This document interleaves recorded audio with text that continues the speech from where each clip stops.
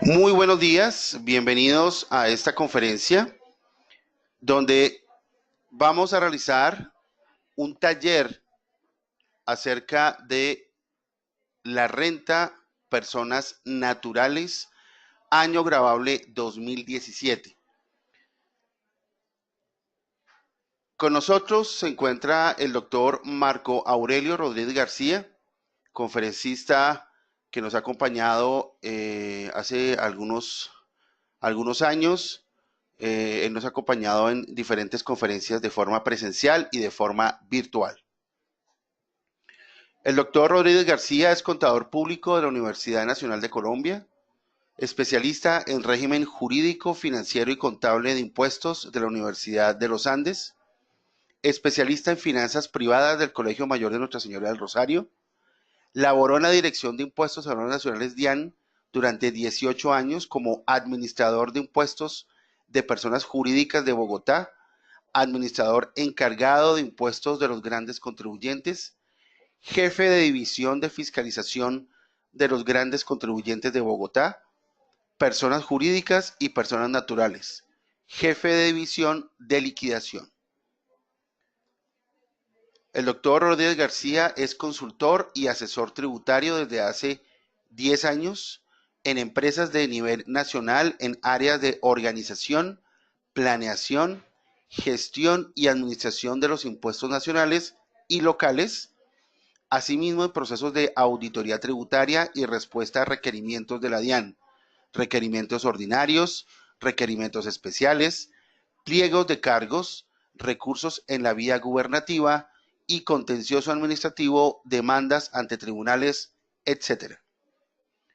Profesor de las especializaciones en gerencia y administración tributaria de la Universidad Externado de Colombia, en ciencias tributarias de la Universidad Central y en gerencia tributaria de la Universidad Libre de Colombia y Universidad Piloto, entre otras a nivel nacional. Hoy vamos a trabajar hasta las 12 del día en este taller. Las preguntas, por favor, las vamos a organizar de la siguiente manera. El doctor Marco Aurelio va a explicar cada una de las diferentes cédulas, de inversiones y cédulas de ingresos laborales, etcétera. Al finalizar cada una de las cédulas, él va a responder las preguntas que lógicamente ustedes hayan realizado con respecto a esa cédula en particular. Ahora, él tratará de responder todas las preguntas que más pueda responder. Recordemos que están conectados un número bastante alto de personas, entonces hay ocasiones en que es imposible poder cubrir todas las preguntas. Pues repito, él tratará de responder lo que más pueda. Entonces, en ese orden, se explica una cédula, se responden preguntas con respecto a esa cédula que acaba de explicar, la siguiente cédula y las preguntas y así sucesivamente. A las 10 de la mañana aproximadamente vamos a tener un descanso de 15 a 20 minutos para que ustedes puedan descansar, tomarse algo de medias nueves, etc. Entonces, sin más preámbulos, los dejo con el doctor Marco Aurelio Rodríguez García y el taller de personas naturales, renta, año grabable 2017.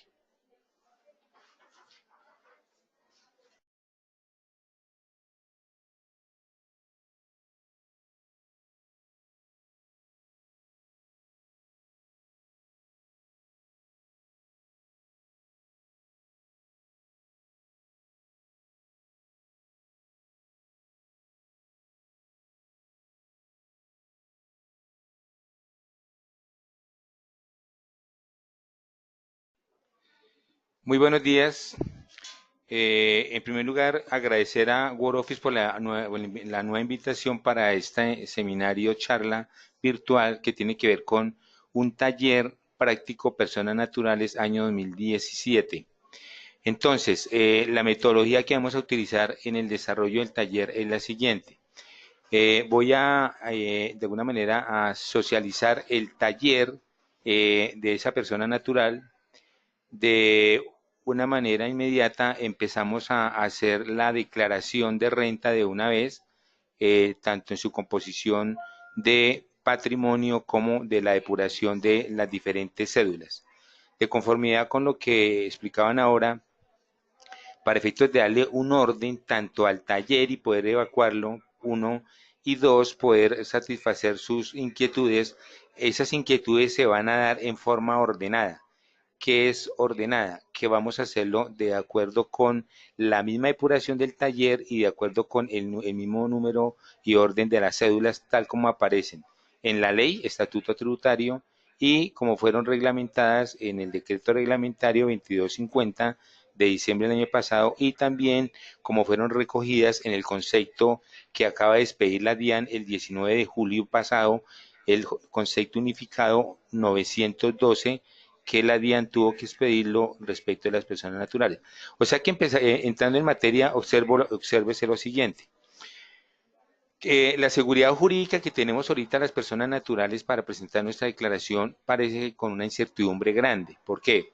Porque si el legislador del año 2016, que ustedes ahorita apreciaban el tema de la lámina, estoy hablando de la reforma tributaria del diciembre 29 del año 2016, la ley 1819, legisló y dijo que ahora las declaraciones se presentan sí sobre un tema de una depuración cedular y este legislador se inventó que ahora las cédulas o la declaración de renta de las personas naturales les asisten 5 cédulas en ese orden, es decir que para efectos de la depuración del ingreso vamos a tener una depuración diferente para cada una. ¿Qué significa?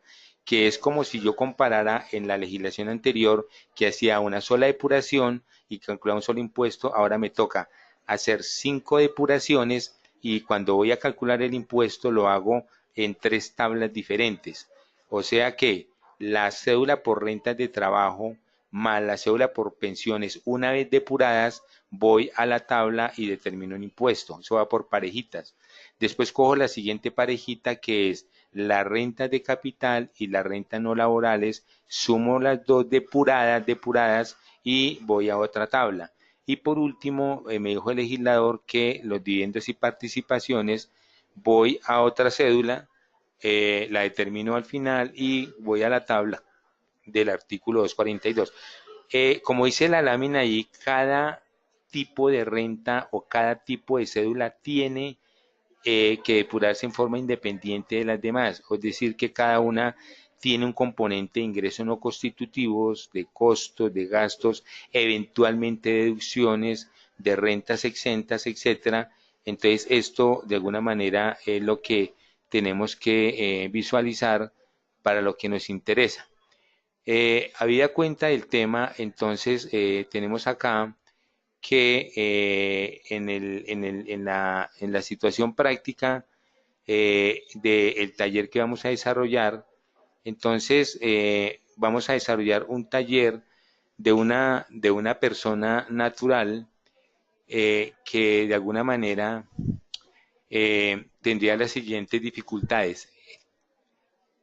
Eh, es una persona natural que reviste unas características interesantes como la siguiente. Ya mientras aquí colocamos el enunciado dice, elabore la declaración de renta del año 2017 de un contribuyente que se llama Miguel, que está domiciliado en Bogotá, que tiene esa declaración según el decreto reglamentario, tiene una fecha de presentación en octubre y que la presentó de pronto un poco antes. Si vamos a mirar el enunciado, entonces vamos a observar que este contribuyente tiene la siguiente realidad económica. Entonces, ese es. Listo. Listo. Entonces, tiene una realidad económica en cuanto a su patrimonio del año 2016 y 2017, tiene unos activos de bancos, inversiones, acciones, casa de habitación, apartamento, fincas, vehículo, muebles enseres, y tiene unos valores patrimoniales en el año 2016 y en el año 2017. Ahí se dan unos enunciados, por ejemplo, que durante el año 2017 no adquirió acciones, que el vehículo Toyota fue adquirido tal año, que los pasivos son de tal banco. Se empieza en el enunciado a determinar que tiene unos ingresos laborales, unos pagos laborales de, de X monto, tiene unos rendimientos financieros recibidos por CDT y por los bancos, tiene unos dividendos y participaciones, también percibió arrendamientos de bien inmueble, por alguna razón tuvo concepto de asesorías y consultorías que le originaron honorarios por ese año, también vendió una casa de habitación en dicho periodo, también compró otra casa de habitación en dicho periodo, tuvo a nivel general, como tenemos todas las personas naturales, unos gastos por impuestos, que impuesto predial, que impuesto de vehículos, que tuvo unos gastos de publicidad, medicina prepagada, etcétera, etcétera. Entonces, en el enunciado incluso se hacen al final unos supuestos. Hay unos datos del impuesto neto de renta del año 2016, del anticipo de renta que se generó en la declaración de renta del 2016 para el 2017, que en el año 2015 el señor tributó sobre renta presuntiva, que en el año 2014 el señor tiene una pérdida fiscal, que el fulano de tal, la DIAN después le encontró unos activos que no había declarado. Y entonces al final del ejercicio, ¿qué se pide? Dice anexos a realizar. Tenemos que hacer un anexo de patrimonio bruto, pasivos y patrimonio líquido, de ingresos a título de renta, de costos y deducciones, de renta presuntiva, de ganancias ocasionales, de la liquidación de impuestos de renta y anticipo para el año 2018, el tema de la comparación patrimonial y el diligenciamiento del formulario 210, que es la declaración de renta y complementaria de las personas naturales. Entonces, listo, ya con estos enunciados, entonces con este enunciado, entonces uno empezaría de alguna manera ya a mirar el desarrollo del taller. Entonces, ¿cuál es la metodología? La metodología que de alguna manera se sugiere para esta clase de declaraciones que usted va a empezar a presentar y que de acuerdo con la, con los decretos reglamentarios del gobierno nacional empiezan a vencerse a partir del mes de agosto. Dentro de estas charlas entonces sugiero los siguientes pasos. El primer paso es identificación de las cédulas. El segundo paso es determinar la obligación, sí o no, de declarar por el año grabable de 2017. El tercer paso es la actualización del RUT. El cuarto paso es la depuración del patrimonio. Y a partir del quinto paso es la depuración de las cédulas. Entonces, empecemos.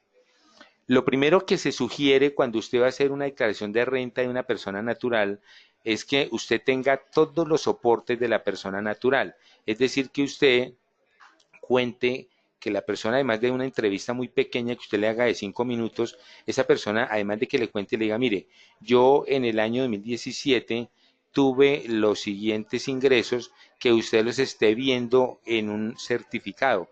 Es decir, nunca, ya el que prepara la declaración, llámese contador, asistente, etcétera, asesor tributario, uno nunca trabaja, digamos, sobre dichos, que es que el fulano me dijo, que es que yo creo. No, usted no puede partir de presunciones, sino que usted tiene que partir de una realidad documental.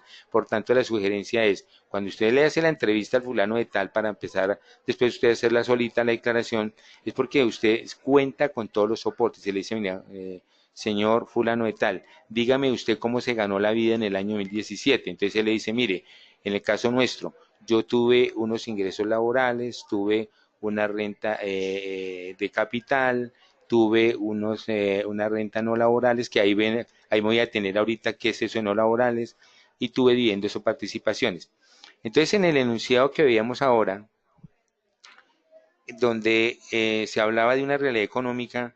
Entonces, el fulano de tal, en la parte del enunciado que ustedes van a tener allí, decía que el fulano recibió pagos laborales en el 2017 por 119 millones de pesos y dentro de esos 19 millones de pesos le están certificando 75 millones 600 por salarios, 31 millones 400 por una indemnización de accidente de trabajo y 12 millones por concepto de cesantías. Aparte, le dice el enunciado que tenía un ingreso mensual promedio de las cesantías de 8 millones 800. El señor hizo aportes al sistema general de seguridad social, etcétera. Entonces, si usted observa en el paso 1, nos interesa son los valores brutos. Usted ahí no está haciendo ninguna depuración. Entonces, ese rubro de 119,925 que usted observa ahí es el resumen de las rentas de trabajo que en este caso están certificadas únicamente por la empresa donde el fulano tiene una relación laboral legal y reglamentaria porque es un asalariado. De una vez digámoslo, ¿por qué ahí en esos 119,925 no estamos sumando lo que también dice en el enunciado del taller, y es que este señor recibió honorarios por conceptos de asesorías y consultorías financieras por 80 millones de pesos a varias empresas? Entonces, por qué no lo estamos tomando en cuenta? Porque en el enunciado, en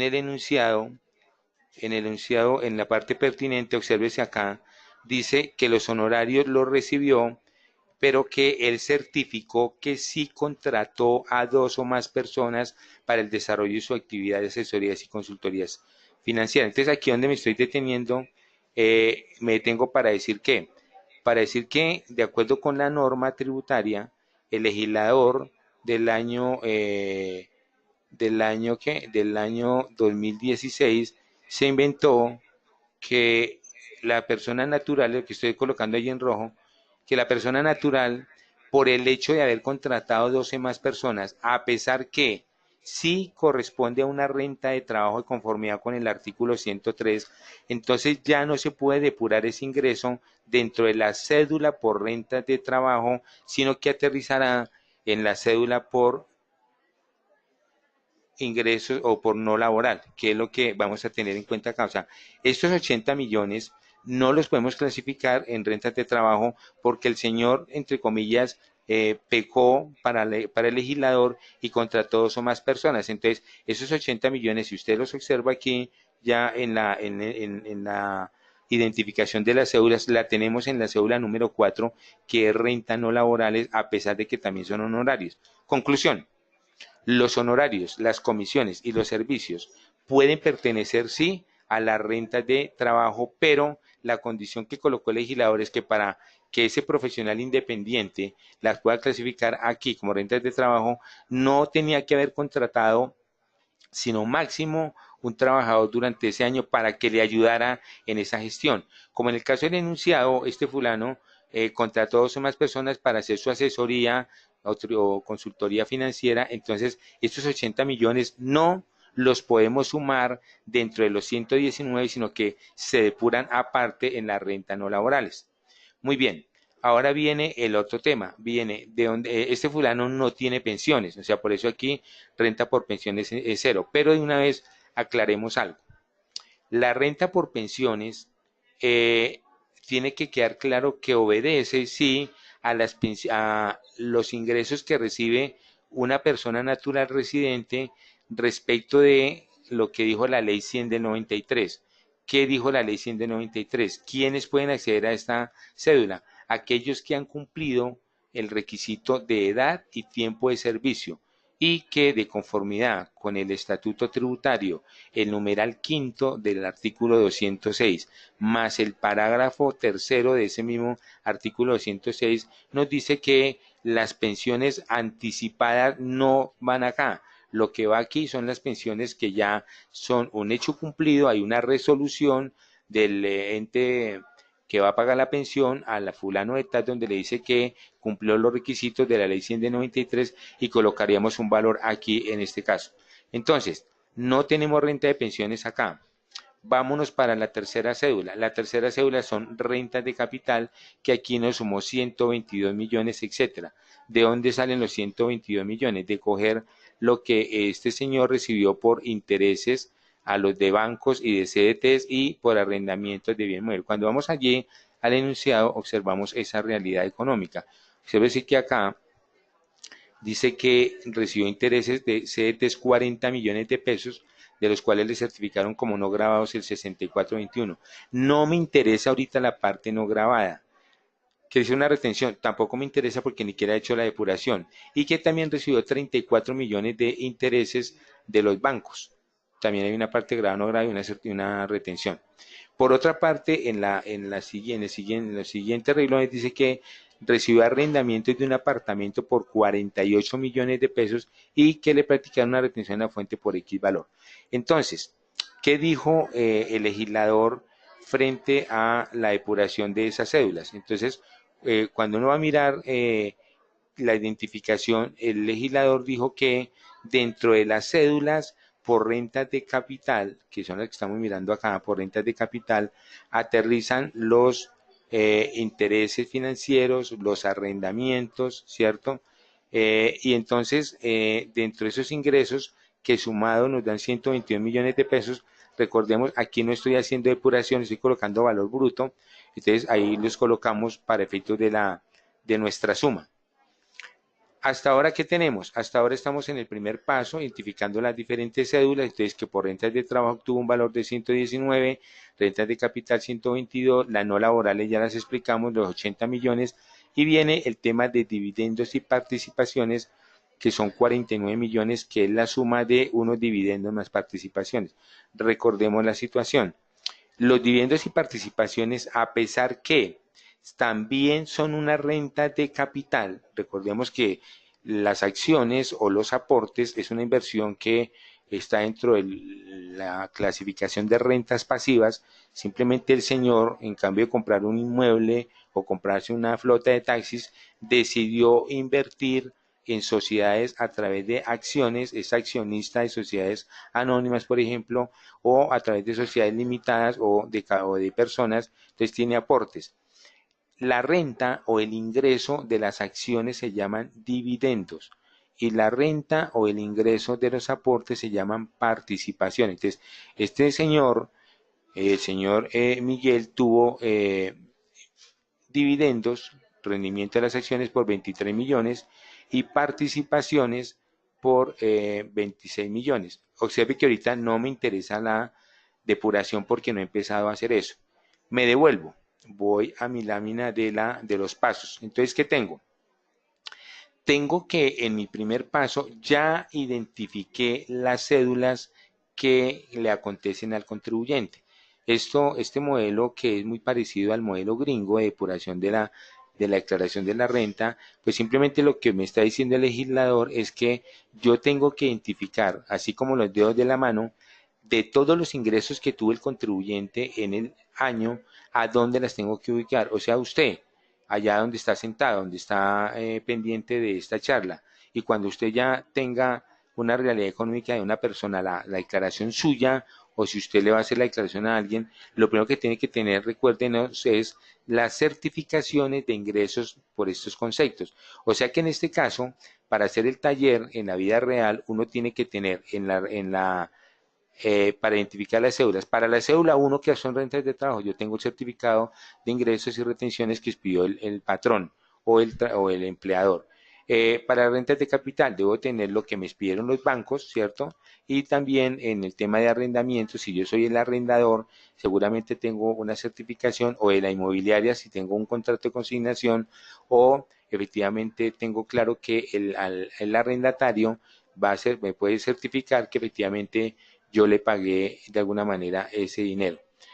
Las rentas no laborales, como los honorarios, pues como esto es un tema de asesoría, pues seguramente también el contratista expedirá su certificado de retención en la fuente. Recordemos que existen para título de renta dos clases de certificados de retención. Uno que es por renta, por salarios y demás ingresos laborales, y otro por los demás, los que no son salarios. Entonces, aquí estaremos mirando un certificado de eso. De otra manera, ¿cómo sé o cómo averiguo, cómo tengo certeza de los dividendos y participaciones? Fácil, porque es que las empresas donde yo tengo acciones y donde tengo aportes me tienen que estar certificando tanto el valor de los dividendos o las participaciones a las cuales yo tuve, a las cuales me decretaron. Ahí hay un paréntesis. ¿Qué es lo que le decretan a uno en el año 2? Las utilidades de la sociedad del año 1. Me explico. En el ejercicio que estamos haciendo, cuando estamos mirando aquí de alguna manera el enunciado, debe entenderse que los 23 millones que está recibiendo por dividendos y los 26 millones que está recibiendo por participaciones corresponden sí a qué, a utilidades de una sociedad del año anterior. O sea que la sociedad en el año 2016 tuvo una utilidad la cual de conformidad con el mandato contable, Código de Comercio, debe distribuir a sus socios o accionistas las utilidades a más tardar en la asamblea del siguiente año, que es en marzo 31. O sea que en marzo tenemos que hacer la imaginación para efectos del taller, que es lo real, que usted, que este señor, en marzo 31 del año 2017, la sociedad donde tiene las acciones, le está entregando 23 millones de pesos como ganancia a título de dividendos. Y la sociedad donde tiene aportes o cuotas de interés social, le está entregando 26 millones de pesos a título de participaciones.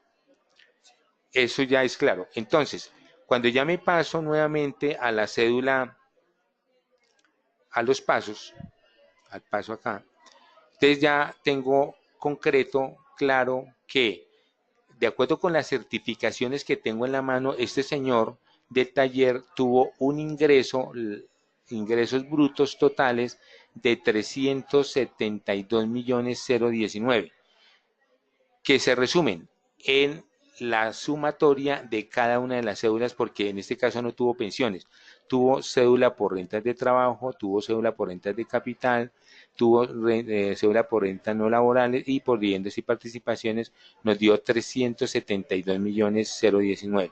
Ese es el primer paso. Cuando ya tengo identificado mis cédulas, entonces vamos a un segundo paso que se sugiere en esta metodología. ¿Cuál es? Que la obligación de declarar. Entonces, la obligación de declarar está tanto en el estatuto tributario como en el decreto reglamentario. En el estatuto a partir del artículo 592 y lo que dice del 592 al 594 raya 1 del estatuto tributario, el legislador se inventó unos topes o unos parámetros. Si usted observa cómo está redactada la norma, allí la norma está redactada en forma negativa. ¿Qué es negativa? Que para no declarar, para no estar obligado a declarar, el contribuyente tiene o el residente en Colombia tiene que cumplir con todos los requisitos por debajo. O sea que con que infrinja o incumpla un solo requisito, ya está obligado a declarar. En este caso, de acuerdo con la información que tenemos, ese fulano sí está obligado a presentar declaración de renta porque supera el tope de ingresos y supera el tope de patrimonio, que vamos a mirarlo en el paso 5 para abreviar acá. Entonces, no nos interesan los otros topes. O sea, en últimas, no es interesante para el taller haber dicho cuánto sumaban las consignaciones del año, cuánto sumaban los consumos del año, cuánto sumaban los consumos con tarjetas de débito o crédito, las inversiones, si estaba obligado o no al régimen común del IVA. Nada nos interesa eso, porque solamente tenemos claro aquí que al superar el tope de los ingresos brutos que dijo el legislador o del patrimonio bruto, ya este fulano está obligado a presentar declaración. En este caso veamos qué fue lo que superó. La ley determinó que el fulano de tal, para estar obligado a declarar, o al revés, para no estar obligado a declarar, sus ingresos tenían que estar por debajo de 1.400 VTs. Recordemos que la VT que usted toma es la del año 2017, porque esa es la que usted va a hacer la declaración. Entonces, 1.400 VT del año 2017 equivalen a 44.602.600, etcétera. Que frente al total de los ingresos que este señor tuvo de 372, pues vemos que supera con creces el límite, entonces ya solamente por ese hecho está obligado a declarar. Sin embargo, teniendo en cuenta que tenemos una depuración del patrimonio, entonces en esa depuración del patrimonio, efectivamente, también el legislador señaló que cuando el patrimonio bruto supera 4.500 VTs, que son 143 millones, etcétera, está obligado a declarar. Y en este caso, cuando vamos a ver ya en el paso 4, de una vez miremoslo acá abajo, aunque no lo he explicado, aquí en el paso 4 tengo que el patrimonio bruto del año 2017 son 2.997 millones, entonces de sobrado, con sobradas razones, este tope supera el límite de las 4.500 VTs. Entonces, el resumen del segundo paso, este señor sí está obligado a declarar.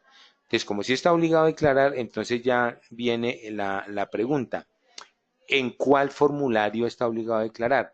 Entonces, antes de contestar esa pregunta de cuál formulario está obligado a declarar, entonces en el paso 3, que tiene que ver con lo mismo, vamos a revisar si es necesario o no una actualización del RUT. ¿Por qué? Porque es que, ¿y por qué es importante la actualización del RUT?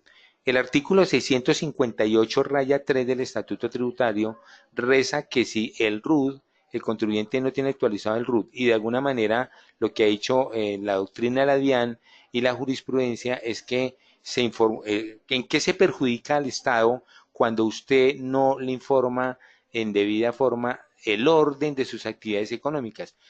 Lo perjudica en que como los programas de fiscalización que hace la DIAN lo hace teniendo en cuenta el referente de la actividad económica principal y de ahí hacia abajo, entonces si usted es normal, nosotros las personas naturales podemos tener una composición de ingresos variables. Me explico.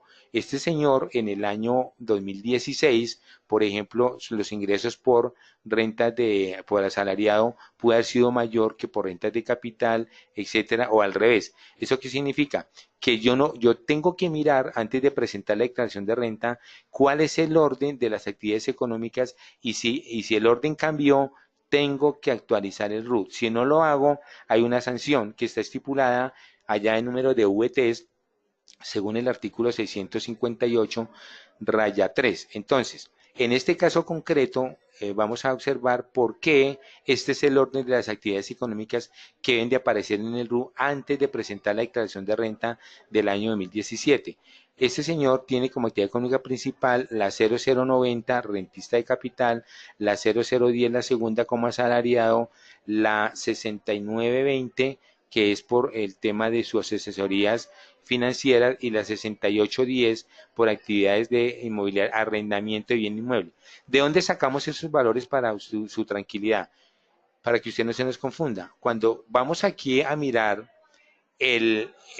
la composición del ingreso de las cédulas que nos dio 372 millones, usted preguntará, aparentemente las rentas de trabajo le da 119 millones, pero es que resulta que acá en las rentas de capital, observe lo siguiente para efectos de la depuración.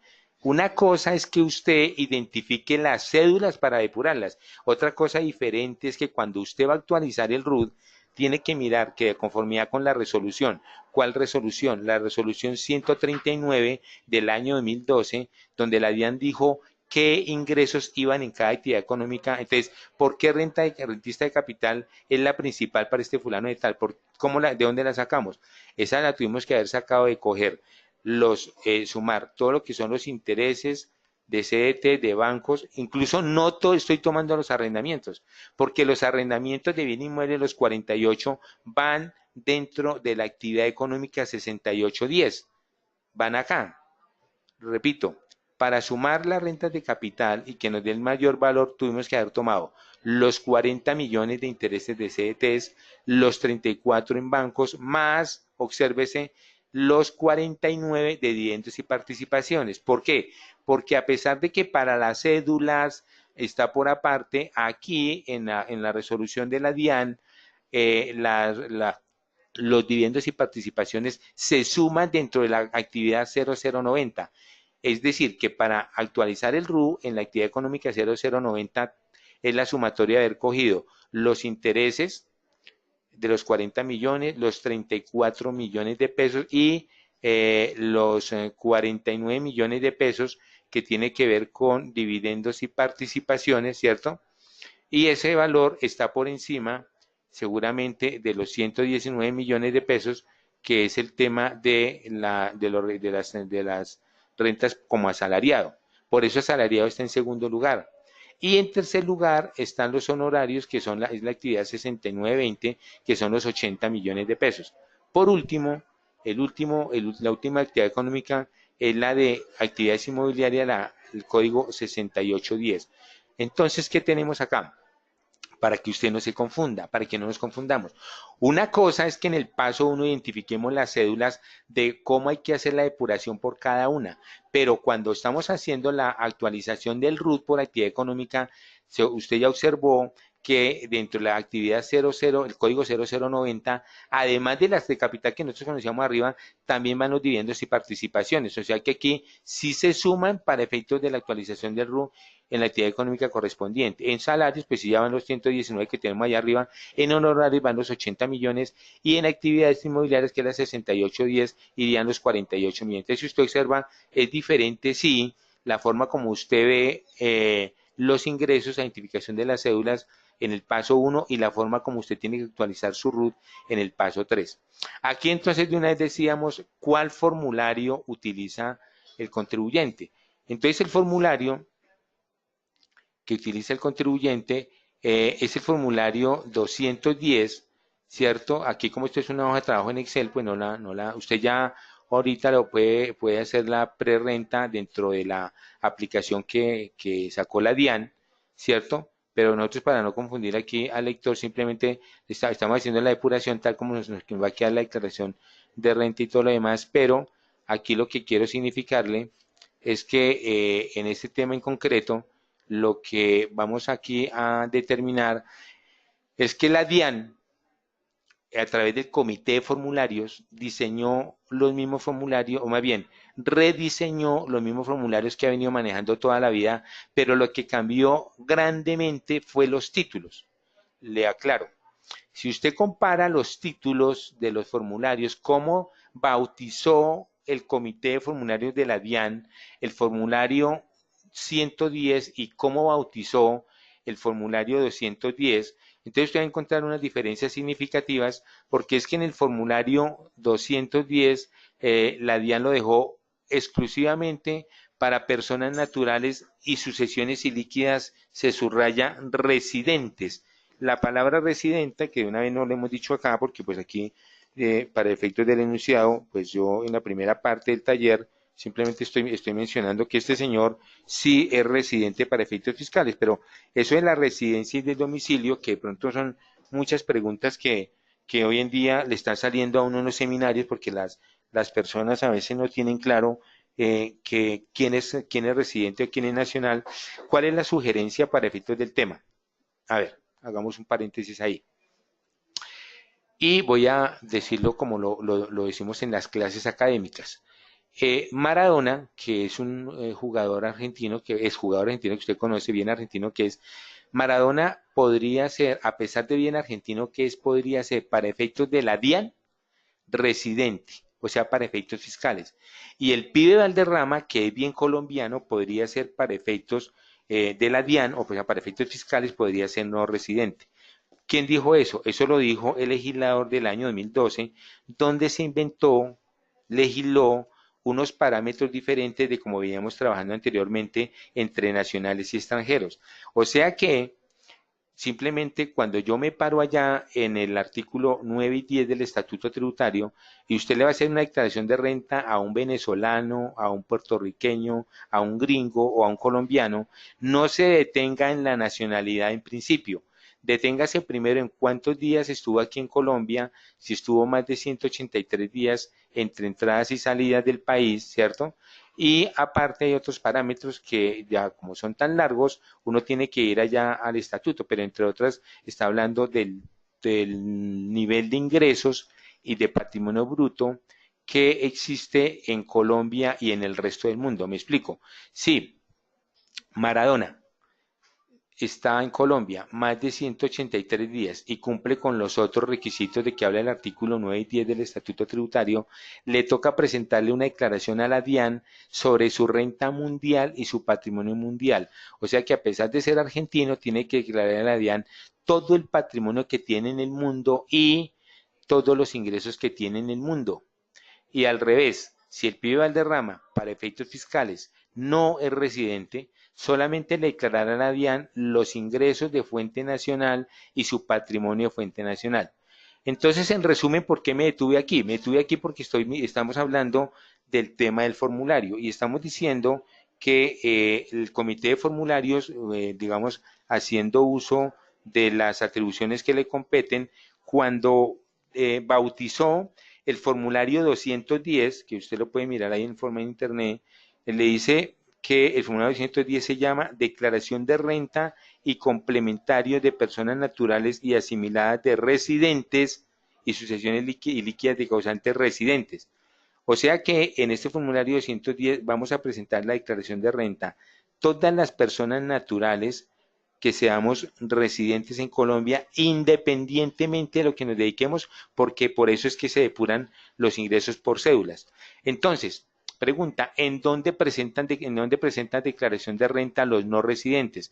Los no residentes, personas naturales, presentan declaración de renta en el mismo formulario que presentó la renta Bavaria o Avianca o Ecopetrol, es decir, en el formulario 110. En eso es importante que usted tenga en cuenta a quién le va a hacer la declaración, porque si usted está haciendo una declaración de renta a un no residente, usted no puede utilizar el formulario 210, sino tiene que ser el formulario 110, y además allá no hay duda que el impuesto no se va por tabla, sino se va con el impuesto del 35% según el artículo 245 y siguientes del Estatuto Tributario.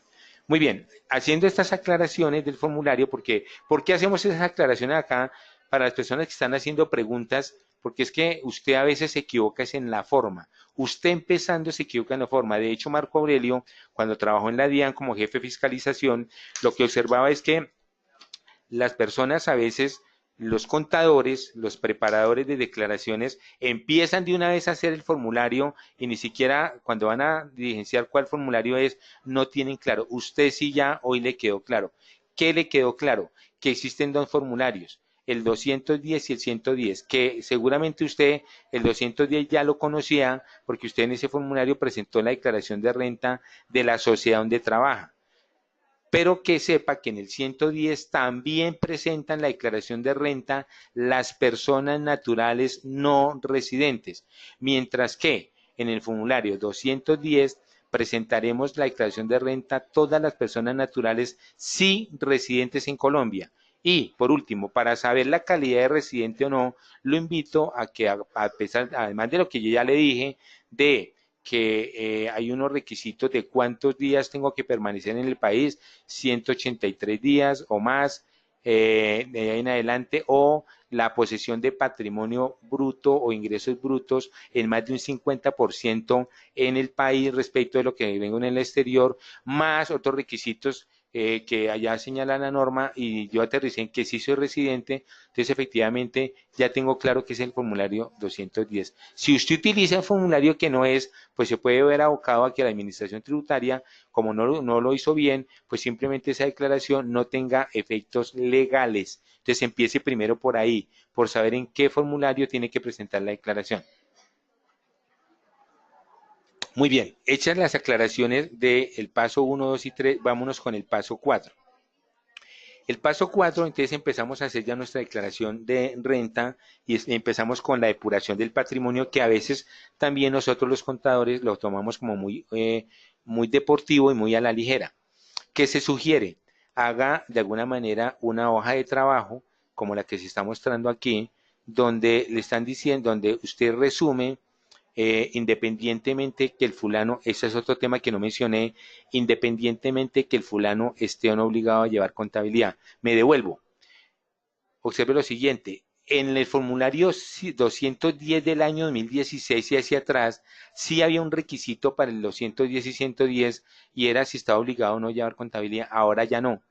Repito, ahora ya no. Ahora, los comerciantes obligados a llevar contabilidad o cualquier fulano de tal como Marco Aurelio que no está obligado a llevar contabilidad, pues simplemente presenta su declaración en el formulario 210 porque allí se depuran todas las cédulas. Le quería decir era lo siguiente, cuando usted está haciendo la depuración de su patrimonio, tenga cuidado con esto. Usted puede estar haciendo la declaración de renta de una persona natural obligada o no obligada a llevar contabilidad. Entonces, en ese caso, la sugerencia es, cuando esté haciendo este cuadro resumen del patrimonio, tenga cuidado en lo siguiente, en que si la persona está obligada a llevar contabilidad, entonces le aplican toda la normatividad vigente a los obligados a llevar contabilidad como a Bavaria o a Bianca. Es decir, que usted no puede tomar el patrimonio como si fuera una persona natural no obligada, sino que tiene que ir al estatuto tributario a partir del artículo 261 en adelante para saber cómo se declaran los activos en cabeza de una persona natural que sí está obligada a llevar contabilidad. En este caso, en nuestro cuadro resumen, lo que hicimos fue, de acuerdo con los datos que nos da el enunciado, recordemos que el enunciado está por acá, donde aquí en la parte de arriba le estamos diciendo que, a ver acá, aquí, la parte de abajo más bien, por aquí hay una composición del patrimonio por acá está, aquí está. Aquí empieza, bancos, inversiones, acciones, aportes, casa, habitación, apartamento, finca, vehículo, muebles, etcétera. Cuando ya me paso aquí a mi hojita de trabajo, es el resumen que tengo el enunciado. Entonces, vemos que hay una realidad económica de él en su patrimonio de la siguiente manera. Hay 4 columnas, una columna que habla de concepto, una columna que es el año 2016, la del año 2017 y las valorizaciones y desvalorizaciones nominales. Haciendo claridad en lo siguiente, ¿qué activos sufren valorizaciones o desvalorizaciones nominales? Respuesta, los bienes inmuebles y las acciones y los aportes, obviamente dependiendo de una valorización nominal que certifica la empresa de acuerdo con sus valores patrimoniales, a veces cuando hay la tal prima en colocación de acciones, etcétera. En este caso, pues es sencillo, cogimos y sumamos y el patrimonio bruto del año 2016 nos dio 2.163 millones y el de 2017 2.997 millones. A veces para abreviar yo simulo las últimas cifras. Eh, Aquí encontramos que en la columna de valorización estamos colocando las acciones y estamos colocando el apartamento de Bogotá y la finca. Entonces, ¿de dónde sale eso? Que en el enunciado que tenemos por acá, en el tema, en la primera parte, aquí estamos diciendo que, nota 1, durante el año 2017 no adquirió acciones. El incremento patrimonial corresponde a una valorización nominal.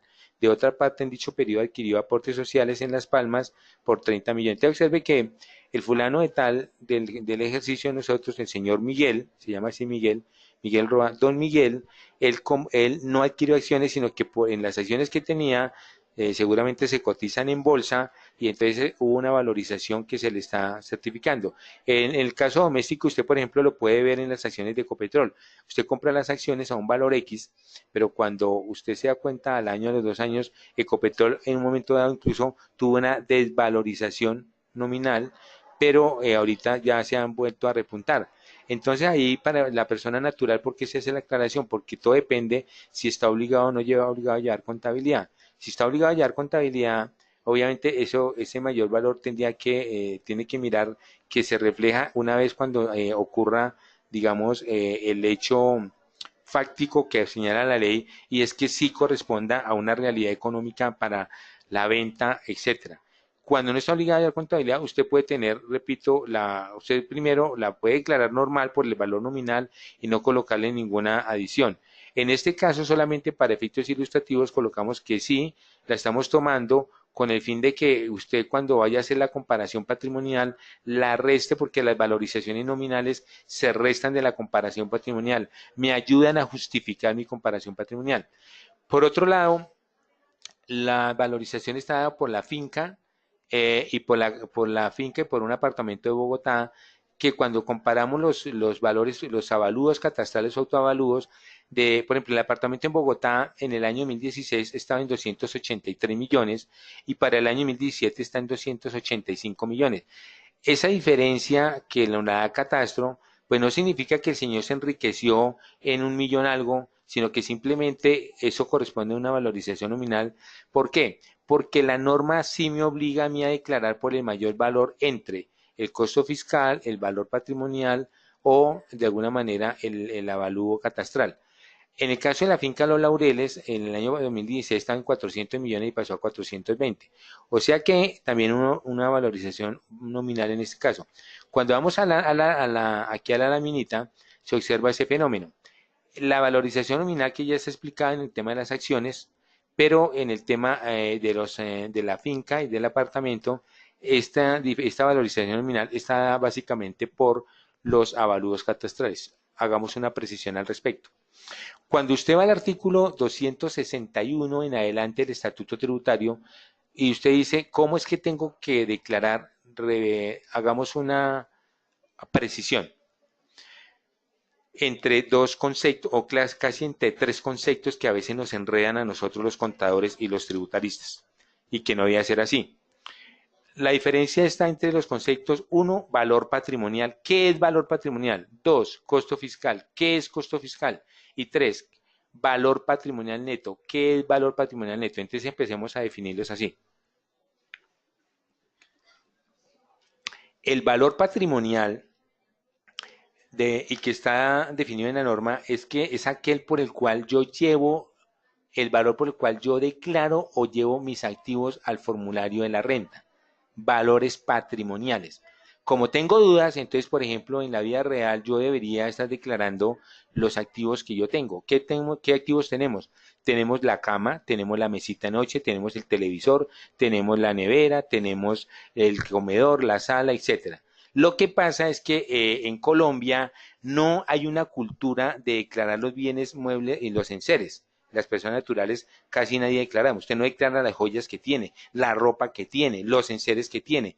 Pero efectivamente, cuando uno ha trabajado en el sector oficial y cuando la función pública le pide a uno un estado de activos, es claro que uno debería tener un rubro de muebles enseres. Es curioso que cuando uno hacía visitas de fiscalización en la DIAN, entonces uno observaba que la gente vivía en el aire, porque es que la gente no tiene patrimonio, no tiene un juego de alcoba, no tiene un televisor, no tiene un celular, no tiene nada, y entonces no coloca ningún activo de eso. El deber ser es que usted debía declarar todo eso. Ahora bien, pues haga un estimativo y lo coloca ya. Ahora, hoy en día piden factura y todo lo demás, pero mucha gente no lo hace, repito, no tienen la cultura de hacerlo, que sí deberíamos de tener un valor X. Por ejemplo, en este caso, a este señor Miguel Ángel, nosotros sí estamos declarando unos bienes inmuebles en el 2016 de 430 millones y en el 2017 de 550, lo cual no da lugar a ninguna valorización. Primer tema. ¿Quién me dice por qué declare qué? El estatuto tributario. Usted le está diciendo, si usted no sabe por qué declarar, usted va a la norma y le dice, allá le dice por qué valor declara lo que está en banco. Entonces, según le dirá que el saldo según extracto, etcétera. ¿Por qué valor declaro los CDTs? Pues por el valor nominal de acuerdo con el tema de la realización del CDT, más no por los intereses causados, porque si no estoy obligado a llevar contabilidad, no tengo que causar ningún interés sobre eso. Los bienes inmuebles, me vuelvo a detener en eso. Los bienes inmuebles se declaran en el formulario, y que usted también seguramente lo hizo en el formulario de la riqueza, de la que presentó en días pasados, de ese fulano de tal. Los bienes inmuebles se declaran de acuerdo con el mayor valor, dice la norma. ¿Qué norma? El artículo 277 del Estatuto Tributario señala que los bienes inmuebles se declaran por el mayor valor entre A, el costo fiscal, B, el valor patrimonial, ¿sí? O el avalúo avalúo catastral o autoavalúo. Entonces, el costo de adquisición nos lo da la escritura pública. Usted puede ir a mirar la escritura que normalmente está reflejada en el certificado de libertad. Hay un valor X. Después ese valor lo compara con el avalúo catastral o autoavalúo y lo compara también con el costo fiscal que trae. ¿Cuál es el costo fiscal que trae? Es que nosotros, las personas naturales, podemos hacer uso del reajuste fiscal, que cada año es un porcentaje que nos trae la norma, y yo puedo también actualizar el valor de mis activos por ese porcentaje. Entonces, cuando usted compara los tres, el artículo 277 dice que para los no obligados a llevar contabilidad, tiene que declararlo por el mayor valor entre eso. La norma no es optativa, es imperativa. Usted tiene que declararlo por el mayor valor. Entonces, claro, en el caso nuestro, el señor Miguel Ángel tuvo que declarar el apartamento de Bogotá y la finca Los Laureles, lo declaró por el avalúo catastral, que es mayor del año anterior. Esa diferencia me da lugar a una valorización nominal, que repito, me ayuda a justificar mi comparación patrimonial. Muy bien, ya me salgo del patrimonio bruto. Estoy ahí, estoy en la primera parte de mi declaración.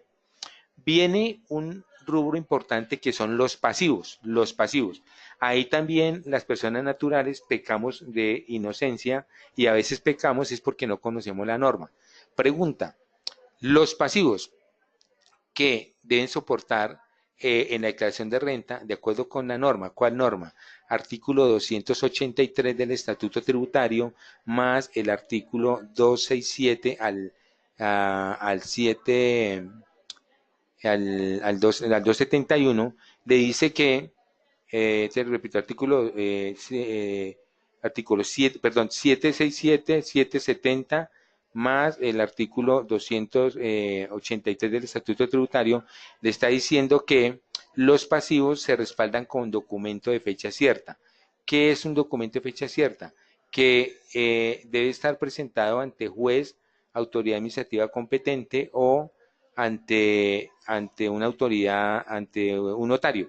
Lo que le queda a uno más fácil es el notario. En este caso no hay problema porque este señor Miguel Ángel, sus pasivos los tiene con bancos. Entonces ahí pues el mismo banco, cuando pide la certificación, él tiene que decir que el señor debía en el año 2016 100 millones de pesos, Banco de Bogotá, y que en el año 2017 debía 60 millones. Y el Banco de Bevillas dice que debía 150. Esa información, ¿usted dónde la saca? Aquí dentro de la información del taller se dice eso, se dice que, por ejemplo, va pasivo, tenía uno del Banco Bogotá según pagaré por 100 millones de pesos, que era uno de libre inversión, y por aquí abajo, en una parte pertinente, le dice que vendió la casa de habitación por 850, la notaría le certificó retención en la fuente y que le canceló al Banco de Bogotá 60 millones de pesos del pasivo existente, de los cuales 20 son interés, pero es que como eran 100, mírenlo acá, eran 100 millones de pesos que debía a 2016 y cancela, según el enunciado, le cancela al Banco de Bogotá 60, pero los 60, 20 son intereses, realmente el capital fueron 40, por eso es que allá le quedó ese saldo. Y aparte, compró un nuevo apartamento y se endeudó con el Banco Avevillas por la suma de 150 millones. Esto que está aquí en el enunciado es lo que usted encuentra aquí en su lámina, en su hoja de trabajo, donde le aparece el resumen de los pasivos. Entonces, el favor que se le pide a usted, se le sugiere es que, ojo, cuando usted esté declarando pasivos, la misma recomendación del patrimonio, usted trabaja con certificaciones. Si usted no está viendo el certificado del Banco de Bogotá o de Avevillas que le está diciendo que el fulano sí está debiendo 60 millones o 150, pues simplemente usted no puede colocar nada.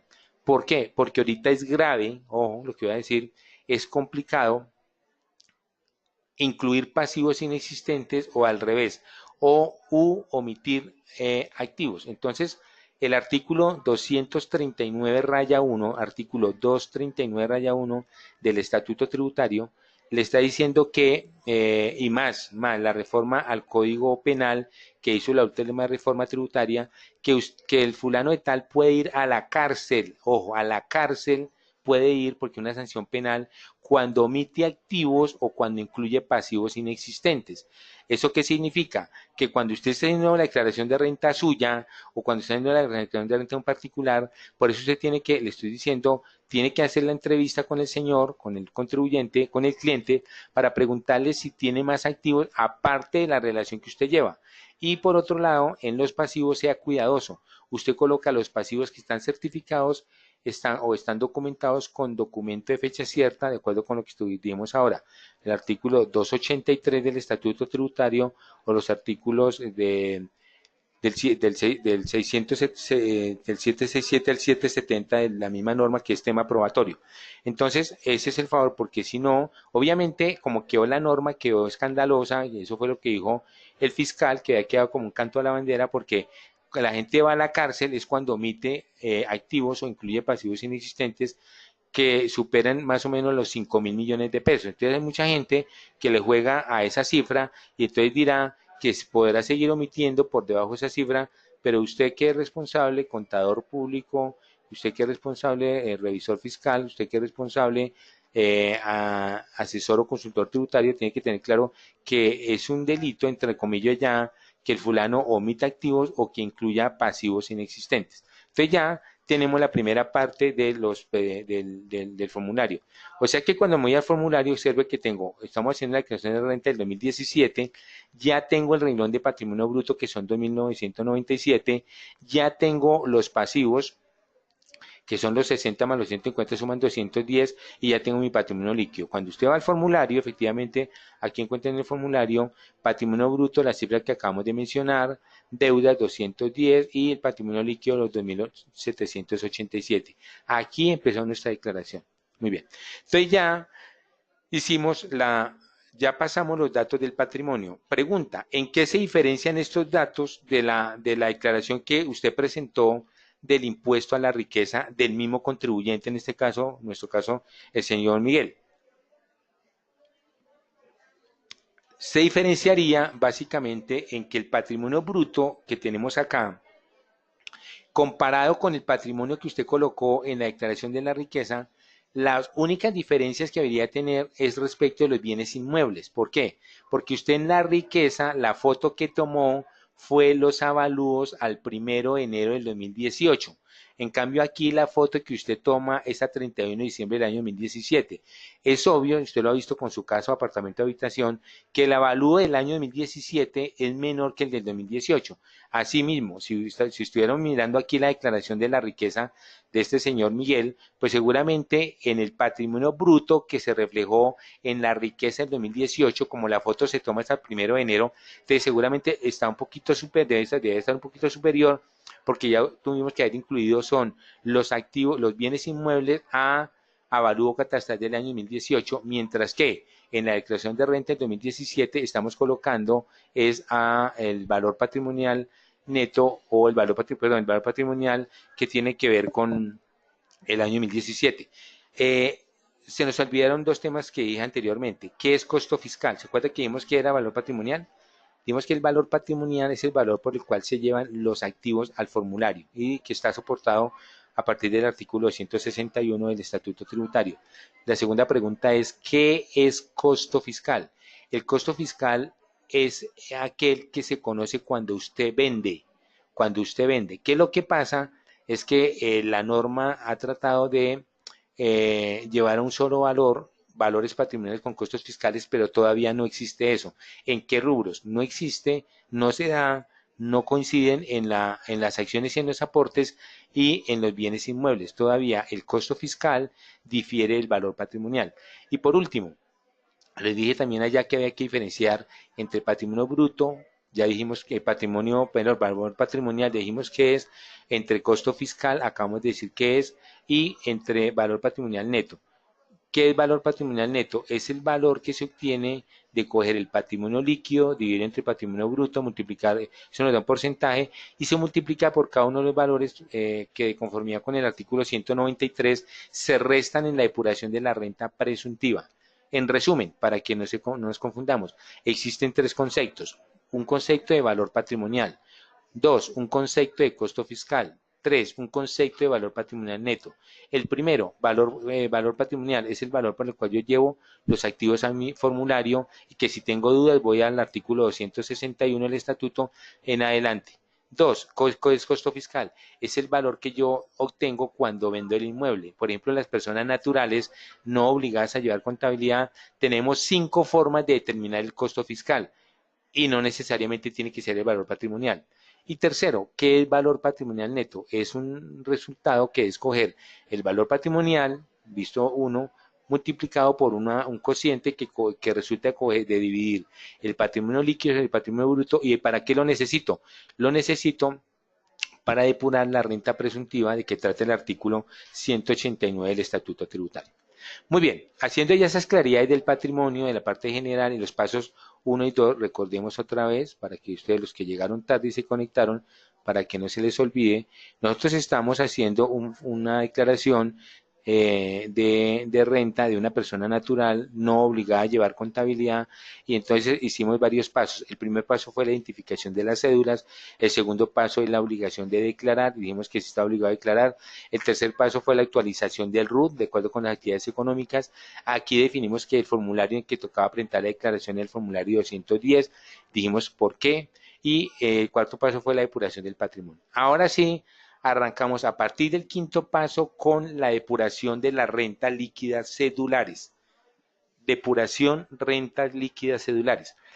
Recordando un poco lo que dijo allá el legislador. ¿Qué dijo el legislador acá? El legislador dijo que las cédulas son rentas de trabajo, pensiones, rentas de capital, rentas no laborales y dividendos y participaciones. El legislador, ¿cuál legislador? La ley de 1819 del año 2016 nos mencionó, nos mencionó que cada tipo de renta o cada tipo de cédula es independiente de las demás y cada una tiene sus propios ingresos no constitutivos, costos, gastos, deducciones, rentas exentas, etc. Como vamos a hacer una depuración de la primera cédula, que es la renta de trabajo, entonces miremos lo que dice la norma y ya nos vamos al taller. La norma, entonces, en rentas de trabajo, el legislador del año 2016, digamos, fue sabio en lo siguiente. ¿Qué dijo?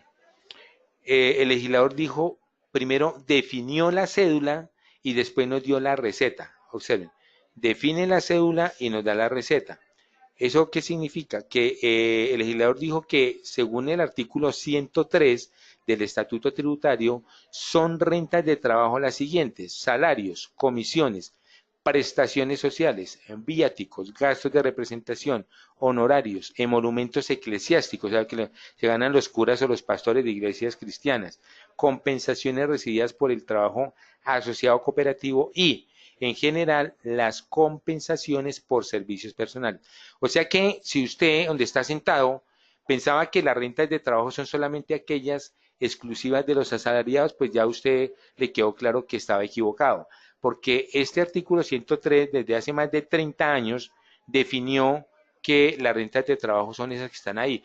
O sea que en últimas esas rentas de trabajo las percibe, sí, un asalariado, pero también un independiente como Marco Aurelio, como usted que está sentado allá, que tiene honorarios, comisiones, servicios, etcétera, ¿cierto? Y que efectivamente eso lo hace en razón de una prestación personal de ese servicio. También lo que obtienen los curas, los pastores, etcétera, y dice al final, y en general las compensación por servicios personales. O sea que aquí es claro que sí estamos hablando de una renta de trabajo. Cuando ya tengo claro la renta de trabajo, entonces el legislador me dio la receta, entonces me definió la cédula, sí, ahora esto que está en el cuadrito es lo que dijo la ley. El legislador nos dio una receta, nos dio un camino, nos dijo, mire, esa renta líquida cedular por renta de trabajo se depura así, y dijo, coja el total de los ingresos, reste los ingresos no constitutivos de renta, eso nos da un subtotal, uno que va a ser muy importante para nosotros, reste las deducciones, reste las rentas exentas y eso le da la renta líquida cedular. Entonces, en primer lugar, para efectos de entender el taller, nos toca entender de alguna manera la ley. Entonces, la ley simplemente llegó y dijo, mire, usted ya definió que lo que se ganó sí está dentro del universo de las rentas de trabajo. Dije, sí, listo, ahora vaya y respéteme esta receta. La receta que le di es, coja el total de los ingresos, reste los ingresos no constitutivos de renta, le da un subtotal, reste las deducciones y las rentas 60 y ya llegó a su resultado. Pero tengo un problema. ¿Qué problema tengo? Es que el legislador, cumpliendo lo que propuso el gobierno nacional propuso una limitación. De hecho, recuerde que pues, lo que propone el gobierno nacional pues, tiene su carácter fiscalista bajo un axioma que es el siguiente. La reforma tributaria del año 2016 tenía como referente, sí, sí, aumentar la carga tributaria para las personas naturales. Así es sencillo. Eso no hay que esconderlo porque de hecho fue uno de los requisitos que nos colocó la OCDE Recuerde que nosotros somos el país número 37 de la OCDE, que es la Organización para la Cooperación y el Desarrollo Económico, y que entramos a un club de países ricos, y que dentro de los propósitos de ese club, las tareas que nos dejó, es que dijo esa organización que en Colombia las personas naturales estamos pagando muy poquito impuesto en contravía de las personas jurídicas. Entonces, por eso, esto es el primer resultado. Nos están quitando beneficios. ¿Cómo así? Lo que dijo el legislador es que usted tiene que sumar, es lo que está en asterisco, usted tiene que sumar las deducciones más las rentas exentas y compararlas contra el 40% del subtotal 1. No pueden superar el 40%. Y en todo caso, sin exceder tampoco de 5.040 VT. Si usted va y multiplica 5.040 VT por la VT del año 2017, eso le da como 160 millones algo. O sea que estaríamos hablando de un fulano de tal que se ganara mucha plata y que le diera ese valor. Pero recuerde que como quedó redactada la norma, usted toma el menor. ¿Cómo así?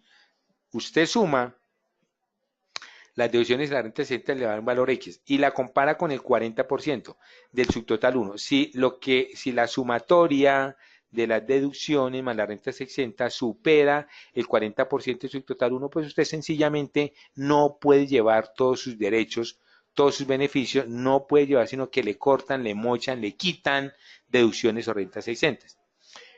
Eso que aparece ahí en la lámina es el artículo, en la parte inferior. El 1 es el artículo primero de la reforma tributaria que quedó en el artículo 336 del Estatuto Tributario. Si usted lo observa ahí en su laminita como tal. Bueno, esto fue lo que dijo la ley. Más adelante, entonces tenemos lo que le sumó el decreto reglamentario. Hay unas definiciones que le sirven a usted, pero pues ahorita en el camino las vamos a repasar. Esta ya es la siguiente lámina que trae mucho más concreto y desmenuzado, de alguna manera, lo que dijo el decreto reglamentario. Recordemos que el reglamentario reglamenta la ley. Entonces, el decreto reglamentario, que es el 2250 del año pasado, le está diciendo que, de diciembre 29, le está diciendo básicamente cuáles son los conceptos que usted tiene que llevar como ingresos no constitutivos de renta, cuáles son los conceptos que usted puede llevar como deducciones y cuáles son los conceptos que usted puede llevar como rentas exentas. En el caso concreto del artículo 103 más el decreto reglamentario, pues simplemente el decreto llega y dice, mire, usted puede llevar como ingreso no constitutivo de renta ni ganancia ocasional los aportes a seguridad social que son obligatorios. ¿Cuáles son? El aporte obligatorio de salud, el aporte obligatorio de pensión, el fondo de solidaridad, que casi siempre va amarrado con el obligatorio anterior, y el ARL. Entonces, eso es lo que se llevaría. Obviamente el ARL en un asalariado, pues, está por cargo de la empresa, entonces que por un independiente, si le toca a uno como independiente pagarlo. En últimas, lo que usted estaría pagando allí o lo que usted estaría restando son los aportes al SGSS, los aportes al Sistema General de Seguridad Social, lo obligatorio. Entonces, eso es lo que usted está restando allá, según dijo el decreto reglamentario. Entonces, toma el total de los ingresos que aterrizaron, que los metimos en la bolsita. Recordemos que aquí son como 5 bolsitas. En cada bolsita tiene una denominación. Estamos hablando de la primera bolsita, que es la primera depuración. Los ingresos que nosotros en nuestro taller estamos llevando como ingresos por rentas de trabajo, empezamos su depuración. Restamos los ingresos no constitutivos de renta, que son los aportes a la seguridad social. Ahí está el ALD. Eso nos da el subtotal 1. Recuerde que estaba en la anterior nómina a nivel general. Y vienen los conceptos de deducciones más rentas exentas. En las deducciones tenemos 4 que señaló el decreto. Pues para visualizar su tema, ahí yo le entregué en la laminita la norma. Las deducciones se amparan en el artículo 387, artículo 115 del Estatuto Tributario, más el decreto reglamentario 2250, artículo 6, que incorporó en el DUR recuerde que es el 1625, el artículo tal, que ahora es un larguero de artículos, el 1 no sé, 1, 2, 1, 24. En eso no me voy a tener adelante, simplemente que usted tenga claro que existe allá. Ese decreto reglamentario entonces dijo que las deducciones que se pueden llevar en rentas de trabajo son 4, así taxativas, A D. A, dependiente, en el orden de los factores no le altera el producto, miren. Empecemos con dependientes económicos, máximo 32 VTs mensuales, o sea que como estamos en una renta, son 32 VTs por 12, entonces eso le da 384 VTs máximo o el 10% del ingreso bruto. B, los pagos a medicina prepagada o planes complementarios de salud, máximo 16 VTs mensuales por 12 le da 192 VTs. C, intereses por préstamos para vivienda hasta 100 VTs mensuales le da 1.200 VTs en el año y el GMF que de conformidad con el artículo 115 del Estatuto Tributario, pues corresponde al 50% de lo efectivamente pagado. Entonces ya usted tiene claro en este caso de las deducciones que son esas 4. O sea que cuando decimos que son taxativas, taxativa significa que el legislador no le permite llevar más deducciones ahí. O sea, simplemente son esas y no hay más. Obviamente, todas, obsérvese que todas tienen sus limitaciones. Dependientes tiene 2 límites. El límite uno es que es el 10% de los ingresos o máximo 384 VTs en el año. La deducción B, que es la medicina prepagada, tiene un límite que son 192 VTs en el año. Los intereses para vivienda son 1.200 VTs en el año. Y el GMF, que es el 50% de los certificados. De todas maneras, vuelve la recomendación inicial. ¿Qué recomendación? Usted trabaja con certificaciones. Usted no se está inventando cosas. Usted no está creyéndole al fulano de tal que tiene al frente. Uno como contador, como asesor tributario, consultor, uno ese tema de la credibilidad se la da es la prueba documental. Usted está viendo los documentos. O sea que usted está viendo una certificación por dependientes económicos. Usted está viendo una certificación de medicina prepagada, una certificación de intereses para vivienda y de GMB. Ahí voy a detenerme un poquito para explicar el tema, antes de irnos al taller. Resulta que el decreto reglamentario nos dio unas formalidades de cómo tienen que ir esos certificados. Empecemos por lo más fácil. Lo más fácil es que usted toda la vida, digamos que cuando va a hacer una declaración de renta, pues tiene que tener claro que si usted va a llevar, empiezo al revés, empiezo del D hacia arriba, va a llevar por GMF algo, que en este caso el legislador se inventó que podían llevar el GMF, las rentas de trabajo, pues usted tiene que tener eso certificado por el banco. Entonces, el banco le certifica al fulano de tal, para efectos de la declaración, los productos que tiene, los gastos que tuvo, la retención en la fuente que le hicieron y la retención que le hicieron por GMF. Entonces, usted está mirando el certificado, calcula el 50% de conformidad con el 115 y eso es lo que puede sí llevar como deducible. Viene el C, intereses para vivienda. En intereses para vivienda, la norma desde hace muchos años no le cambió el decreto reglamentario porque le dejó el mismo tope, le ha dicho que usted puede llevar lo que está certificado que por el banco o por la entidad financiera correspondiente. Recordemos que ahí se acepta tanto los intereses de préstamos para vivienda por créditos hipotecarios como el leasing, lo que usted pagó como costo financiero en leasing habitacional, de que trata el artículo 127 raya 1. ¿Eso qué significa? Significa que usted está mirando una certificación expedida por Da Vivienda, Banco Bogotá, etcétera, que dice que Miguel Ángel, en este caso, que es nuestro tema del taller, pagó por el año 2017 la suma de tanto por interés para vivienda o leasing habitacional. Es claro que él tiene que aparecer como titular del crédito. Ahora bien, ¿qué es lo que ocurre normalmente? Que estas clases de créditos a veces se toman entre dos personas, pueden ser cónyuges, compañero o compañera permanente o incluso ya algo interesante que trajo el decreto reglamentario y que pronto uno lo pasa de rapidez, es que anteriormente la doctrina de la DIAN decía que si uno de los dos cónyuges, compañero o compañero permanente, no podía tomar o no le interesaba tomar el 50% de su deducción, se lo podía hacer a la otra parte que es cónyuge o compañera permanente. Pero resulta que cuando uno lee el decreto reglamentario, ¿cierto? el decreto llega y dice, no aclara, no dice nada frente a que tenga que ser cónyuge, compañero o compañera permanente el que le puede ceder al otro. Simplemente en el decreto reglamentario dice que efectivamente cuando estamos hablando de la deducción por intereses para vivienda, efectivamente si uno de los dos no puede tomar o no quiere tomar de alguna manera su 50%, se lo puede ceder a la otra, ¿cierto?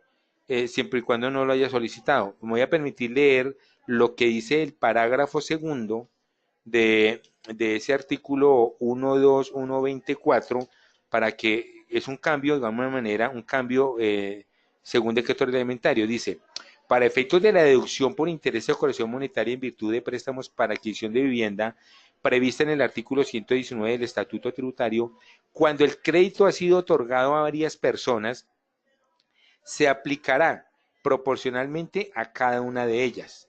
La deducción podrá ser solicitada en su totalidad en cabeza de una de ellas, siempre y cuando la otra persona no la haya solicitado. Entonces, obsérvese que según quedó en el decreto, no está nombrándome, no me está diciendo que tiene que ser compañero o compañera permanente o cónyuge. O sea que en últimas, si el crédito lo tomó la mamá y el hijo, o un fulano de tal con otro totalmente diferente, lo importante para poder llevar esa deducción en su totalidad es que la otra persona diga que no lo utiliza. ¿Por qué hay que hacer esa referencia? Porque recordemos que hay otro artículo que menciona que los bienes de los cónyuges se graban en forma independiente, o sea que si por ejemplo esposo y esposa toman el crédito, son dueños del apartamento pero tienen una hipoteca, entonces cada uno declarará al 50% cada pedacito, o sea, si el apartamento vale 500 millones de pesos, declarará cada uno 250. Si tienen una deuda con el banco de 200 millones total, cada uno declarará 100. Y si le pagaron al banco 40 millones de pesos por interés, pues cada uno declarará los 20. Eso es lo que básicamente, digamos, se considera aquí. Entonces, eso quedó claro frente a interés para vivienda. Última aclaración. Como la norma está establecida, dice intereses en préstamos para vivienda. Entonces viene una pregunta que siempre le hacen a uno. Y por eso es que yo primero explico el tema, miramos el taller y con eso quedan solucionadas muchas de las preguntas que ustedes hacen. Porque yo entiendo que usted, cada uno que está sentado allá, tiene su ansiedad respecto de la pregunta que le interesa a usted. Pero para efectos del taller completo, tenemos que explicar la teoría jurídica con el fin de que de pronto con lo que estamos hablando a usted ya le queda claro algunas inquietudes y cuando yo vaya a mirar ahorita, cuando terminemos la primera cédula, que son las rentas de trabajo, y yo vaya a mirar las preguntas, yo ya le voy a decir a usted, eso se hace solucioné porque ya lo mencioné. Me devuelvo. Última aclaración frente a intereses y préstamos para vivienda. Es que la norma dice para vivienda, pero ahorita que usted sea el caso en que el contribuyente puede estar pagando dos créditos hipotecarios, uno de un apartamento en el norte y otro desde el sur, pero en cada uno pagó intereses. Entonces la pregunta es, ¿puede sumar los dos? La respuesta es no. No puede sumar los dos porque el beneficio está dado respecto de uno. En esencia, debería estar dado en el préstamo donde usted vive. Pero si usted no vive allá, pero pronto usted vive en el sur, pero ahorita que usted paga más intereses en el norte, pues en mi concepto sí podría llevarlo porque simplemente obedece a un tema de fiscalización de que ya usted vayan y le miren el tema. Siguiente deducción, pagos a medicina prepagada. En los planos de pagos a medicina prepagada, de conformidad con la norma y el decreto reglamentario, sí quedó claro que hoy en día también se aceptan los planes complementarios de salud o incluso los seguros, las pólizas por salud que usted paga. Entonces ahí viene la misma recomendación. Usted tiene que tener una certificación que le diga que efectivamente pagó eso. Y recuerde que tiene el límite de las 192 VTs para este año. Ahí, hoy en día, hay entidades como, por ejemplo, Colsanitas, que a usted una vez le certifica que puede llevar como deducible, porque lo que dice la norma es que de ahí se acepta los pagos del trabajador, su cónyuge, compañero o compañera permanente y hasta dos hijos. Hay algunas entidades de piscina prepagada que no sé, que certifican todo, hay la mayoría sí certifican solamente lo deducible, concreto. Si yo tengo 5 hijos y efectivamente pago por todos, pues no me van a aceptar todos, sino que la entidad de una vez me está certificando lo del trabajador, su cónyuge, compañero o compañera permanente y hasta dos hijos, y eso es lo máximo que puede deducir. Por último, viene el tema de los dependientes económicos. En los dependientes económicos me detengo a resaltar algo que de pronto usted está preguntando. ¿Cuál es la certificación? Es una declaración juramentada. El decreto reglamentario dejó eso claro porque aparentemente había como una contradicción. Esto nació desde la reforma del año 2012, esto de los dependientes, pero ya el último decreto reglamentario sí le dijo a usted que usted tenía que certificar bajo la gravedad del juramento que usted tiene dependientes económicos, y si usted tiene dudas de qué son dependientes económicos, lo invito a que revise el artículo 387, que son hijos menores de 18 años, los hijos de 18 a 23 que estén estudiando, el papá, la mamá, hermano, etcétera, la esposa, cónyuge, acompañado permanente, con algunas condiciones. Eso sería ir a mirarlo allá. Pero ahí hay dos límites. Primero es hasta el 10% del total del ingreso o máximo 192 VTs. Usted aquí en la lámina tiene las VTs mensuales. Multiplique las 32, etcétera. Muy bien, entonces esas son las deducciones que se tendrían allí. Después viene ya, cuando ya vamos al taller, entonces tenemos lo siguiente. En la depuración, aquí empezamos con la cédula de trabajo, tenemos que por las cédulas que aterrizaron en las rentas de trabajo son 119 millones de pesos. Restamos los ingresos no constitutivos de renta que ya vimos, que son los aportes obligatorios de salud, de pensión y fondo de solidaridad pensional. Eso nos dio 6.804.000 en nuestro ejemplo. Estos datos están en el enunciado. O sea que el subtotal 1 aquí ya nos dio 113.121.000. Recuérdese que ese subtotal 1 es muy importante para establecer ahorita el 40%. Empiezo la depuración, vienen las deducciones. Este contribuyente tuvo A, intereses para vivienda, B, medicina prepagada, C, dependientes económicos y D, GMF. Empecemos a mirarlo. Según el enunciado que se dio, el señor Miguel por el año 2017 pagó de intereses para vivienda 49 millones de pesos. Eso lo dice el certificado, usted lo está viendo, pero usted, de acuerdo con la norma, tiene que aplicarle la limitación de 100 VTs mensuales, o sea, 1.200 VTs en el año, que le dan 38 millones de pesos. Por tanto, no puede llevar 49, sino solamente 38. B, medicina prepagada. ¿Qué dijimos ahora? Que usted también está mirando un certificado y dice que el fulano de tal pagó 12 millones de pesos. Tampoco puede llevar 12 millones de pesos, sino que la norma le limita a 110, a 192 VTs, que le da 6 millones 110. Entonces, observe que los valores limitados están haciendo el control de la base, porque usted no puede estar llevando el valor certificado. Ahí usted entra y está pidiendo algunos beneficios. Usted diría, porque yo pagué 49 de vivienda y solamente me permiten llevar 38. Yo pagué 12 medicina prepagada, solamente me pueden llevar 6. Dependientes económicos. Aquí están los dos. Aquí en el enunciado se dijo que efectivamente el señor sí tiene un certificado bajo la gravedad del juramento. Observe, gravedad del juramento, que dice que él tiene dependiente económico, y de todas maneras el patrón o empleador pues tiene claro el tema, porque él seguramente le consta que él llevó unos certificados de los hijos menores o del papá, o todo eso que dice el decreto 380, el artículo 387. En este caso, mire cómo se aplican las limitaciones. Usted coge el total de los ingresos, que son 119 millones de pesos que están aquí arriba, el total de ingresos, lo multiplica por el 10% y le da, obviamente le da 11.992.000. Máximo, dice la norma, 384 VTs, que le da 12 millones tal. Entonces acá, efectivamente, usted tomaría el menor. Aquí viene una pregunta. ¿Por qué estamos tomando todos los 119 millones de pesos, sabiendo que cuando voy al enunciado, en el enunciado que está por acá, miremos aquí el enunciado dice que el señor sí recibió 119 millones de pesos, pero que entre estos 119 le certificaron 75 millones por salarios, 31 por concepto de indemnización, 12 millones por concepto de cesantías. Entonces, en gracia de discusión, usted podría decir que el 10%, para que le dé más, lo está llevando sobre los 119, que le daría 11 millones 992. En una fiscalización DIAN le pueden decir que no, porque es que los 75 millones solamente es lo que constituye salario, y que los 31 y los 12 son ingresos extraordinarios. ¿Por qué son extraordinarios?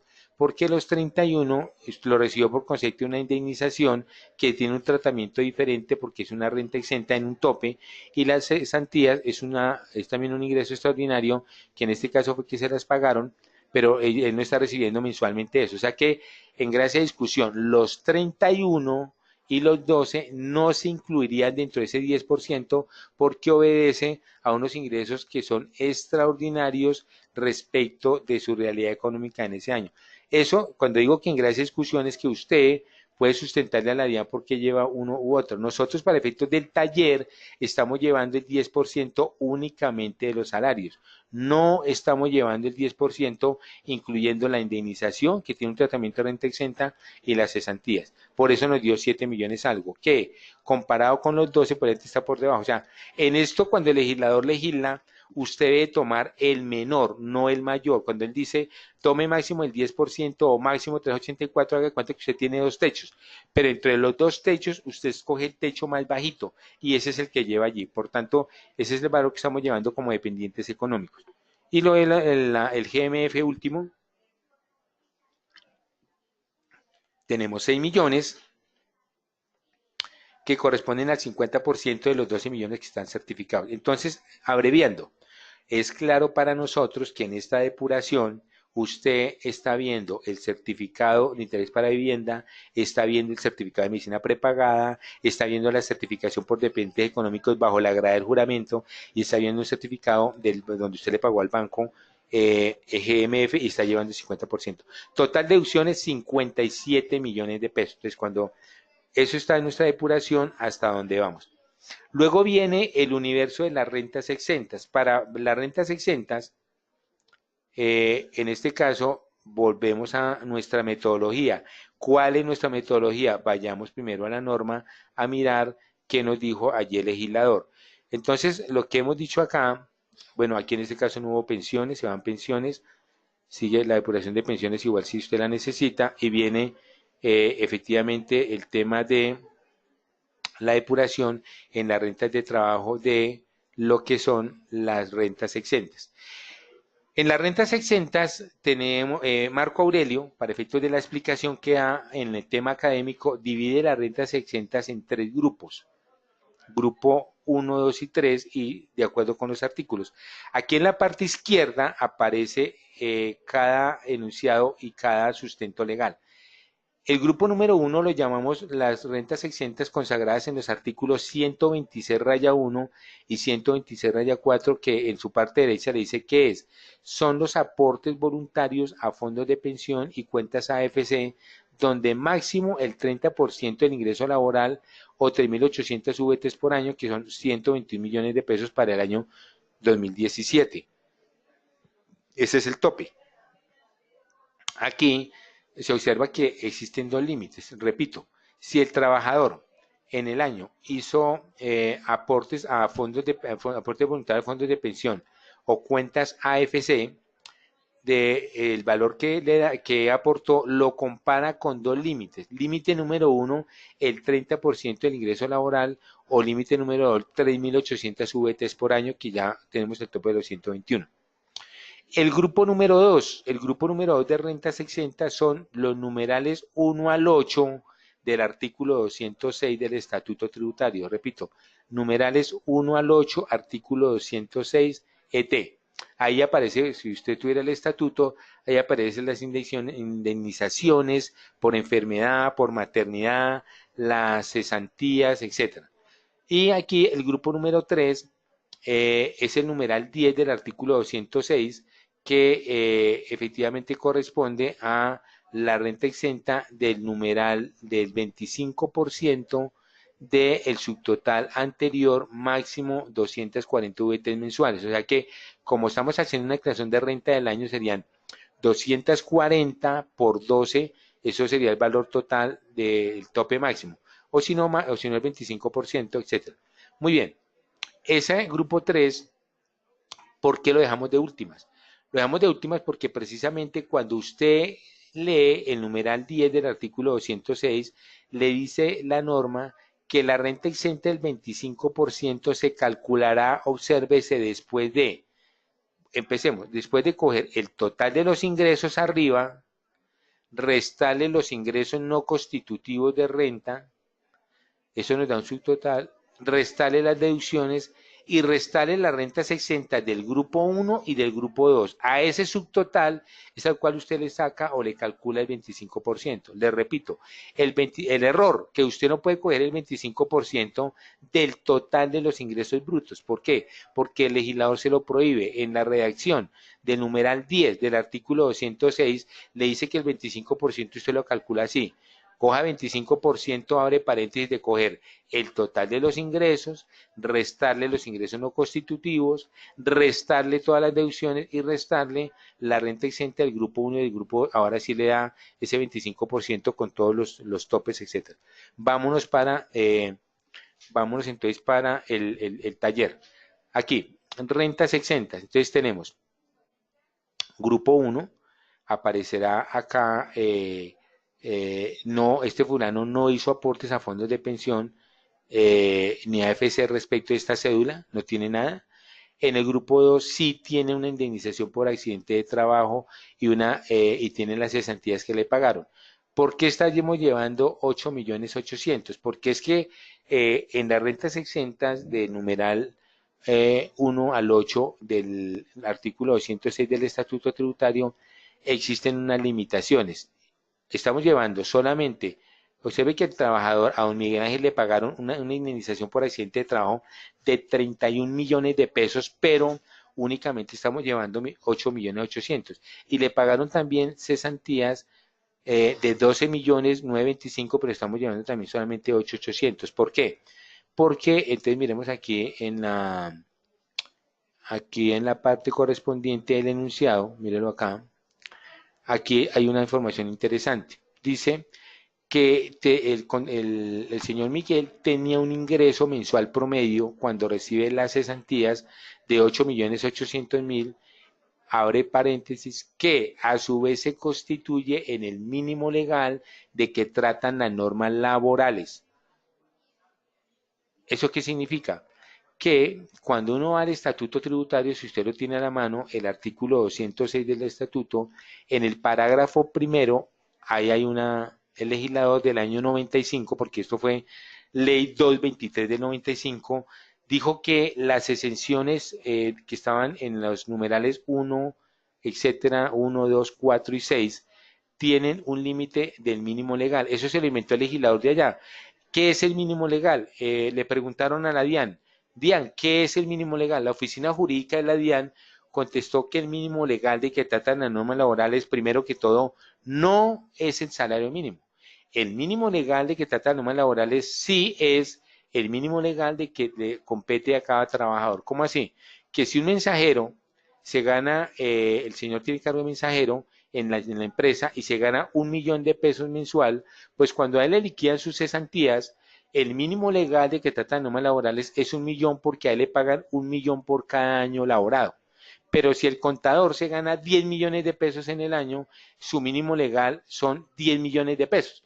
Entonces, por eso no hay que confundir entre lo que dijo el parágrafo primero del artículo 206, que es el mínimo legal de que tratan las normas laborales, frente a qué es el salario mínimo. Son dos cosas totalmente diferentes para que usted no se confunda. Y le repito, eso está en el parágrafo primero, sí, del artículo 206 del Estatuto Tributario. Por eso es que aquí en nuestro taller quedó que no podemos llevar como renta exenta de las indemnizaciones los 31 millones de pesos, sino solamente 8.800.000, y tampoco podemos llevar como renta exenta los 12 millones porque solamente podemos llevar 8.800.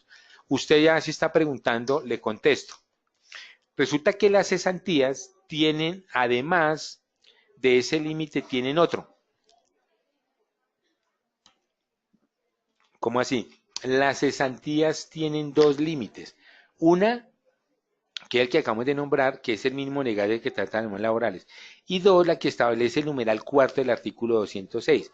Si usted coge su estatuto y mira el numeral cuarto del artículo 206, observa que hay unas cesantías, que las cesantías toca, para determinar la parte grabada y exenta, toca coger el salario promedio que esté ganando el trabajador en los últimos 6 meses, lo divido, pues como es promedio, simplemente cojo lo que se ganó, promedio simple es dividir entre 6 y me voy a la tabla de numeral cuarto, el 206. Y allá determino, en esa tabla, que hay una parte, hay un componente grabado y un componente exento. Entonces allá voy y digo, fulano de tal, se ganó 12 millones tal. Entonces 12 millones 95. Y allá determino qué porcentaje es grabado y qué no es grabado de acuerdo con lo que se ganaba en los últimos 6 meses. Así se determinó, por eso es que para el enunciado, para yo abreviar el enunciado, le dije que esos 8.800 adicionalmente constituyen el ingreso promedio. Mire, tenía un ingreso mensual promedio cuando reciben las cesantías de 8.800. Se supone que para efectos del taller ese ingreso mensual promedio es de los últimos 12 meses, que a su vez también constituye el mismo legado. O sea que para efectos del taller tomé la misma cifra, pero usted en la vida real, usted no puede hacer eso. Usted sí trabaja en la vida real con los datos que le da el asalariado y la empresa. Usted tiene que preguntarle, cuando está frente a las cesantías, que se las está depurando allá, usted tiene que decirle, déjeme mirar, averígüeme allá en la empresa, cuando usted le pagan las cesantías, pregunta cuánto es su ingreso mensual por esos últimos 6 meses para yo calcular un límite. Y después de que calcule ese límite, entonces ahí sí usted se va a, se va y determina el otro límite, que es el del parágrafo primero, que es el mínimo, el ingreso mínimo de que tratan la norma laboral. Con conclusión, en el grupo 2 estamos llevando como 8.800 renta exenta, la indemnización por accidente de trabajo, o sea que la diferencia entre 31.400.000 y 8.800.000 sería grabada. Y en cesantía estamos llevando también 8.800.000, o sea que la diferencia entre los 12.925.000 y los 8.800.000, eso sería grabado en principio. Listo. Entonces, la renta exenta del grupo 2 sería 10, bueno, cuando aquí en su cuadro usted ve que conclusión procedería la renta exenta de 12.925, le repito, esto que procedería es el límite del numeral cuarto, porque su ingreso mensual promedio cuando va a la tabla no le da base para que sea exento, pero pierde el año el contribuyente por el otro límite. Por este lado podría llevar 12.925.000 por el numeral cuarto, pero cuando va al otro, al parágrafo primero, no puede llevar 12.925, sino solamente 8.800. Entonces, en total, la renta exenta del grupo 2 nos dio aquí 17.600.000, que es la suma de lo que puede llevar por indemnización en accidente de trabajo, más lo que puede llevar por el tema de cesantías, 8.800 por doble da 17.600.000. Por último, venimos al grupo 3, que dijimos es el 25%. ¿Cómo calculamos el 25% de renta exenta? Cogemos el total de los ingresos brutos, que son 113 millones, restamos las deducciones, que son los 57.000 los acá, restamos las rentas exentas diferentes a esta, que es 17, y esa diferencia nos da 37, que es la base para calcular el 25%. Por tanto, la base nos dio 9 millones. Le repetimos el procedimiento. ¿Cómo calculo esto? Tenga cuidado, lo miramos allá en la lámina. El 25% se calcula así de conformidad con la fórmula que nos da el numeral 10 del artículo 206. Cogemos el total de los ingresos brutos, restamos los no constitutivos, que ya están aquí. Miren, es que los ingresos brutos son 119, pero menos los no constitutivos nos da 113. Yo partí de los 113 para abreviar acá, le resto las deducciones, que son 57, le resto las rentas 600, que son 17, y eso me da 37 millones, que al 25% nos da 9.904.000. O sea que esos 403, perdón, es la renta exenta del grupo 3. Ahora sí sumo el total de rentas exentas, que el grupo 1 no hubo, 0, 0 renta exenta grupo 1, más renta exenta del grupo 2, 17.600.000, más la renta exenta del grupo 3, que da 9.403.000, me da el total de renta exenta 27.000.003. Aquí hago una aclaración, porque si de pronto usted está preguntando lo mismo, entonces para que nos quede claro a todos. ¿Qué nos tiene que quedar claro a todos? Que aquí yo, para efectos académicos, no le estoy aproximando, porque se aproxima es cuando usted está llevando los renglones los valores a los renglones de la declaración de renta. Recuerde que eso lo dice el artículo 577 del Estatuto Tributario. Le dice que las cifras se aproximan al múltiplo de 1000 más cercano, ¿cierto? Y allá incluso hay un concepto de la DIAN que le menciona que en últimas de 500, menor de 500 es a la baja, y la línea delgada que son 500 es hacia arriba, 500 cerraditos o 501 hacia arriba, y por debajo de 500 o menor que 500 a 499 es hacia abajo. Entonces por eso aquí nos estamos aproximando. Muy bien. Seguimos con nuestra depuración. Recuerda que ya antes aquí tenemos las rentas exentas. Entonces miremos nuestro taller, cómo vamos. Estoy liquidando para los que llegaron tarde la renta líquida cedular por rentas de trabajo. Tengo el total de los ingresos, resté los no constitutivos de renta, ¿cierto? Resto sumo las deducciones y las rentas exentas, aquí están. Y aquí es donde viene el tema del gobierno nacional. ¿Dónde le metió la mano el gobierno nacional a nosotros las personas naturales? Aquí, obsérvese. La norma me dice que tengo que sumar las rentas exentas más las deducciones que nos da y compararla con el 40% del subtotal 1. Entonces, allá arriba del subtotal 1, mírelo, aquí son 113 que sale de coger el total de los ingresos menos los no constitutivos. Los 113 millones por el 40% nos da 45 millones 248 versus, lo comparo contra la sumatoria sí de las deducciones más las rentas exentas. Miren las deducciones. Las deducciones fueron 57, incluso ya limitadas. Mire, aquí están limitadas. Más las rentas exentas de 17 millones 600. Los 57, ¿cierto? Perdón, la renta exenta son 27, las 57 más los 27 me da 84 millones de pesos. Entonces, retomemos. La suma de 57 que son deducciones, más 27 que son rentas exentas, eso me da 84 millones. Pero entonces aquí es donde se observa el mecanismo que hizo el legislador atendiendo a la petición del gobierno nacional, y fue que nos van a quitar beneficios tributarios. Mire, perdemos beneficios tributarios por 39 millones de pesos. ¿Por qué? Porque no podemos llevar los 84, sino solamente podemos llevar 45 millones. ¿Por qué? Porque el legislador se inventó la limitación y simplemente hay que cumplir con la ley. O sea que este señor Miguel, que tenía unos beneficios tributarios ya limitados, porque si usted observa hacia arriba, las deducciones ya están limitadas. Miren, no estamos tomando todas las deducciones que teníamos derecho. Están limitadas incluso las rentas exentas. A pesar de que ya perdí allá, aquí vuelvo y pierdo, porque ya no puedo llevar este tema limitado, no puedo llevar 84, sino puedo llevar solamente 45. La diferencia entre 84 y 45 es lo que pierde. Pierde beneficios tributarios por 39 millones, etcétera, etcétera. Por tanto, nueva depuración con limitación al 40%. Cogemos el subtotal 1, mírelo acá, los 113 que está por allá arriba, ¿cierto?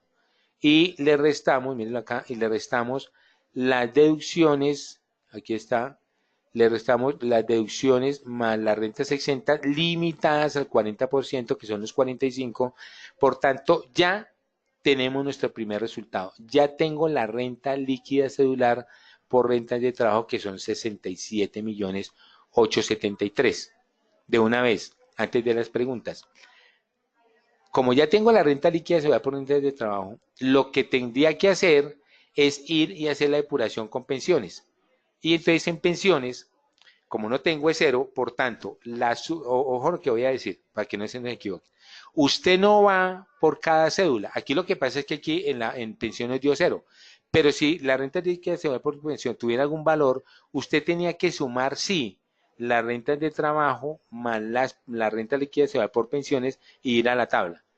Mire lo que está sumando. Usted está sumando es la renta líquida, el valor final, que para nuestro caso nos dio los 67, que salió de coger la depuración, la nueva depuración, porque este contribuyente sí perdió, ojo, sí perdió beneficios tributarios. Y por otro lado, esa sumatoria, usted va a la tabla, o sea, usted suma. Entonces, ojo para que no se equivoque, usted depura, hace la depuración completa de la cédula 1, que es rentas de trabajo, más la renta líquida cedular, o sea, depuración total de pensiones, que en este caso, como no tenemos dio cero, entonces ese total usted va a la tabla. ¿A cuál tabla? A la tabla que está consagrada en el numeral 1 del artículo 241 del Estatuto Tributario. O sea que, si usted tiene su estatuto a la mano, observará que fue que el artículo 241 del estatuto tributario sí fue modificado por el legislador del año 2016 porque se inventó un numeral 2. Si usted compara el numeral 1, como quedó, versus como estaba antes de la reforma del año 2016, pues la tabla es exactamente igual. Lo que pasa es que ahorita el legislador sí cogió y cambió, o más bien se inventó el numeral 2 para la otra pareja. O sea, aquí estamos mirando es que el impuesto se va y se calcula por parejas. La primera pareja, en el orden en que dijo el legislador, coge rentas de trabajo más pensiones, suma las dos rentas líquidas cedulares, esa parejita y va a la tabla de numeral 1. Después, que es lo que vamos a ver en la segunda parte, coja la renta líquida cedular de capital más no laboral y va a otra tabla. Y eventualmente los dividendos iría a otra tabla. Entonces, hasta aquí estamos hablando de que terminamos la depuración por rentas, por estas rentas de trabajo. Entonces, ahora sí, digamos que podríamos hacer dos cosas, que ahora son, o hacemos el break de una vez y arrancamos con las preguntas, o de una vez empezamos con las preguntas. También estás atendiendo a lo siguiente, que ¿por qué se quiso hacer así la metodología? Para que de alguna manera sí aprovecháramos que usted, cuando vayamos aquí a ver el formulario, mire cómo es el formulario conformado para nosotros, para que usted lo tenga claro. Hasta ahora vamos en el renglón 37, mírelo acá. Repasémoslo. ¿De dónde salen el diligenciamiento de los renglones 32 al 37? 32, rentas de trabajo, ingresos brutos por rentas de trabajo, los 119 millones de pesos, que fue los que vimos allá en nuestra hojita de trabajo. Los ingresos no constitutivos, los 6 millones que también estaba por acá, ¿cierto? Estaba por acá en los pasos.